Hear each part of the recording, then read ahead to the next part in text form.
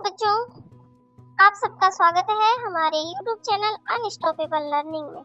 आज हम पढ़ेंगे कक्षा दूसरी का तीसरा अध्याय माला की चांदी की पायल। देखते हैं इसमें क्या है।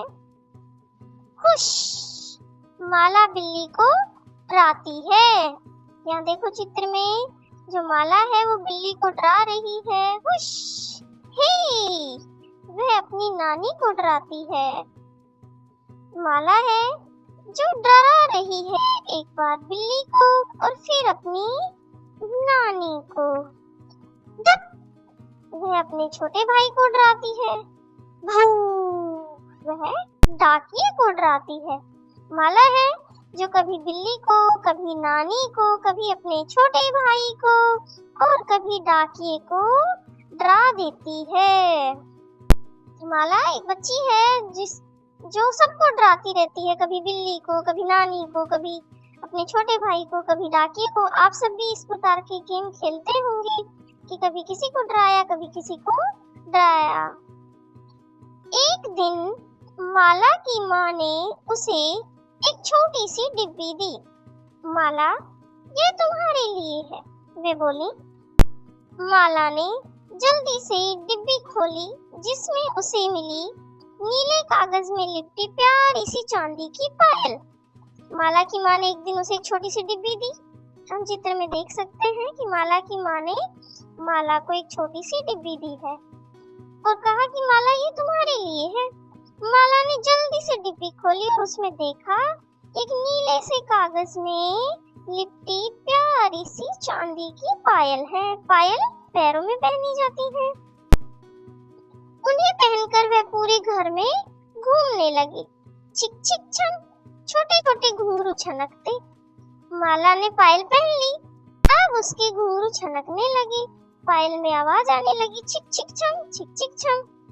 अब माला जहाँ भी जाती सब जान जाते, क्योंकि उसकी पायल की आवाज से पहले ही सबको पता चल जाता। छिक छिक छन माला की हुश से पहले बिल्ली कूद गई, क्योंकि बिल्ली को पहले ही पता हो गया कि माला उसके पास आ रही है, क्योंकि पायल की आवाज आने लगी। अब छिक छिक छम माला की हे से पहले नानी पलट गई, क्योंकि नानी को पहले ही पता हो गया कि माला आ रही है। छिक छिक छम माला की धप से पहले ही उसका छोटा भाई बाहर भाग गया, क्योंकि उसे पहले ही पता हो गया कि माला आ रही है। छिक छिक छम माला की भू से पहले ही डाकिया निकल गया। बड़ा खुश हो रहा है, क्योंकि उसे पहले ही पता हो गया कि अब माला उन सबको डराने के लिए आ रही है। बिल्ली को पहले ही पता चल गया तो बिल्ली भाग गई। फिर नानी को भी पता चल गया तो नानी पहले ही पलट गई, क्यों माला हमारे पास आ रही है। फिर उसकी पायल की आवाज की वजह से छोटे भाई को भी पहले ही पता चल गया तो वो भी भाग गया, और डाकिये को भी पहले ही पता लग गया कि माला आ रही है तो वो भी वहां से निकल गया। छिक छिक छम। अब माला किसी को डरा नहीं पाती, तो ऐसे में माला ने क्या किया, उसने अपनी चांदी की पायल उतार दी। माला बेचारी सबको डराती थी, उसे बहुत अच्छा लगता था, लेकिन अब वो किसी को नहीं डरा पा रही है, तो उसने क्या किया कि अपनी पायलों को ही उतार दिया, निकाल दिया पैरों से। क्योंकि वो परेशान हो गई कि उसके आने से पहले ही सबको पता चल जा रहा है। और इस छोटी सी प्यारी सी कहानी को हमारे लिए लिखा है एनी बेसेंट ने।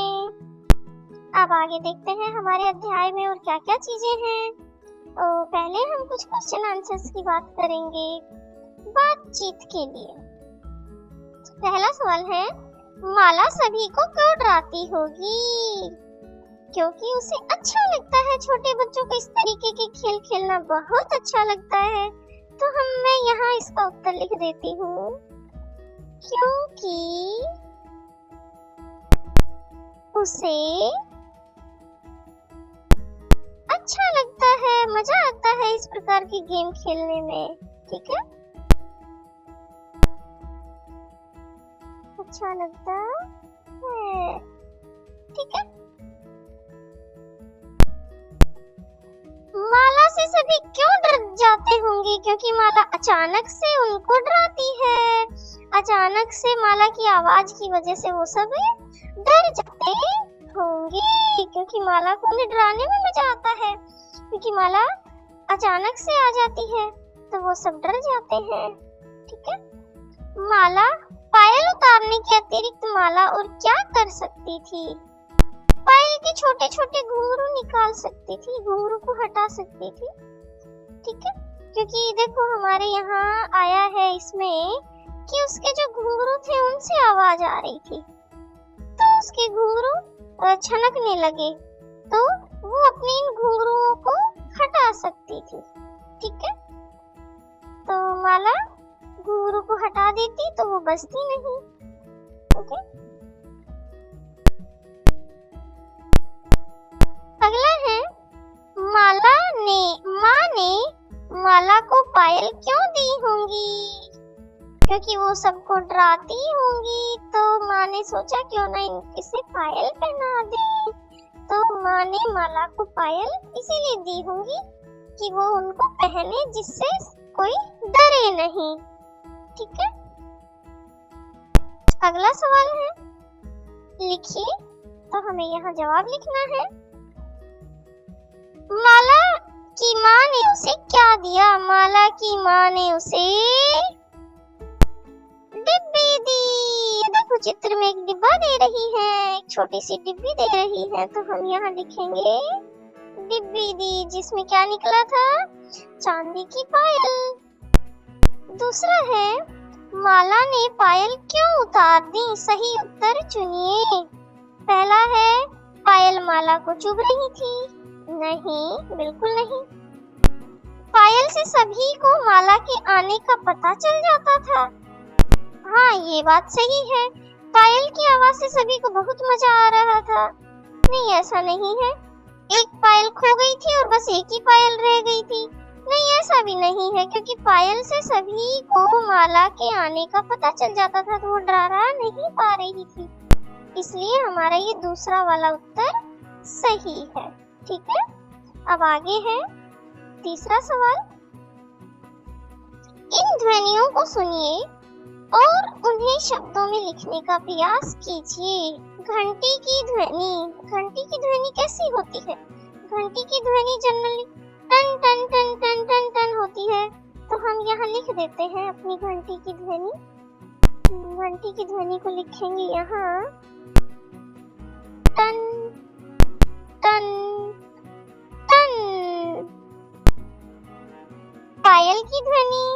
पायल की ध्वनि कैसी होती है? पायल की ध्वनि हमने देखा, हमारी बुक में भी आई है, चिक चिक छम। तो हम यहाँ लिखेंगे पायल की ध्वनि को चिक चिक चिक चिक छम। ये हो गई हमारी पायल की ध्वनि। शंख की ध्वनि में बहुत लंबा सा ओम का उच्चारण होता है, तो हम यहाँ ओम इस तरीके से ओ शंख की ध्वनि आती है, या पू इस तरीके की आवाज भी आती है। डमरू कैसे बजता है? डम डम डम डम डम डम डम डम। और ये हमारे डमरू की ध्वनि है, तो हमने इस ध्वनि को भी लिख लिया है। ठीक है, तो इस प्रकार हमारी तीनों ध्वनियां हो गई हैं, घंटी की ध्वनि, पायल की ध्वनि, शंख की ध्वनि और डमरू की ध्वनि। ठीक है, अब आगे, माला किस किस को डरा रही थी? माला किस किस को डरा रही थी? तो हम यहाँ जवाब में लिखेंगे, पहले माला बिल्ली को डरा रही थी। सबसे पहले बिल्ली, हम सबका नाम लिखेंगे बिल्ली को, उसके बाद नानी को। ठीक है, फिर उसके बाद छोटा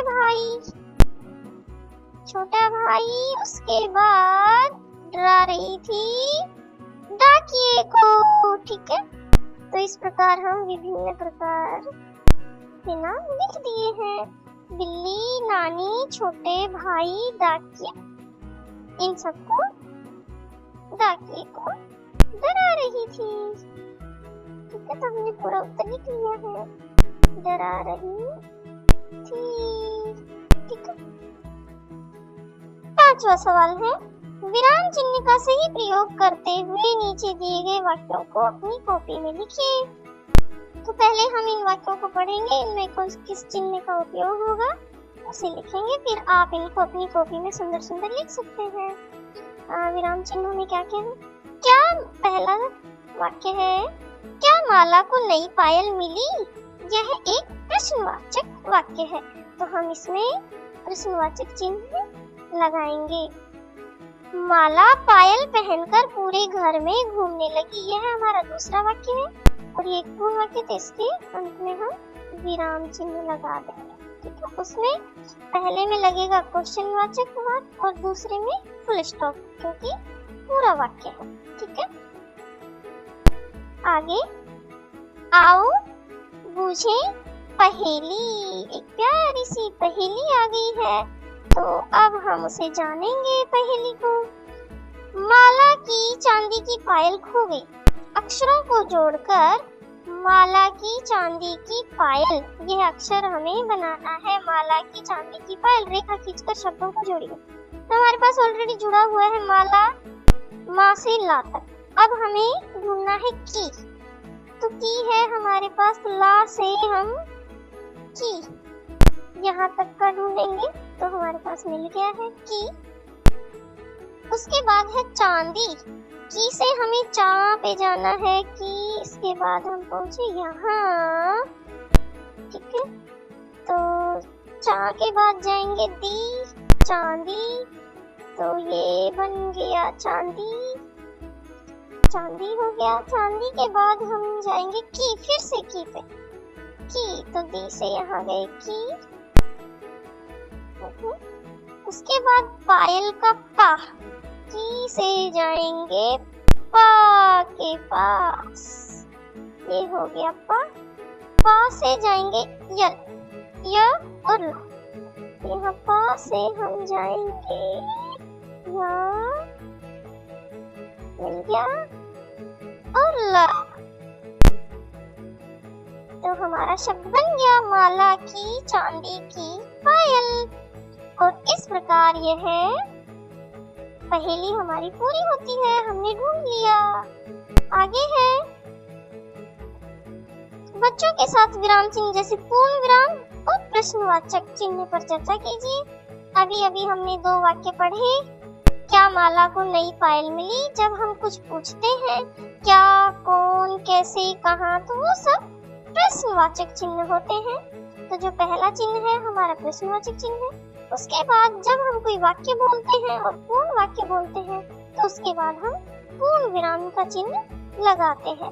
यह हमारा पूर्ण विराम है और यह हमारा प्रश्नवाचक चिन्ह है। तो इस प्रकार हमने 2 चिन्हों को भी इस अध्याय में जाना। पूर्ण विराम जो कि एक खड़ी पाई की तरह लगता है, और प्रश्नवाचक चिन्ह जो कि थोड़ा सा टेढ़ा होकर उसके नीचे एक बिंदु आता है। ठीक है, तो ये हमारा पूर्ण विराम है, ये हमारा प्रश्नवाचक चिन्ह है। और इस प्रकार यह हमारा अध्याय पूर्ण होता है। पूरा वीडियो देखने के लिए आपका बहुत बहुत धन्यवाद।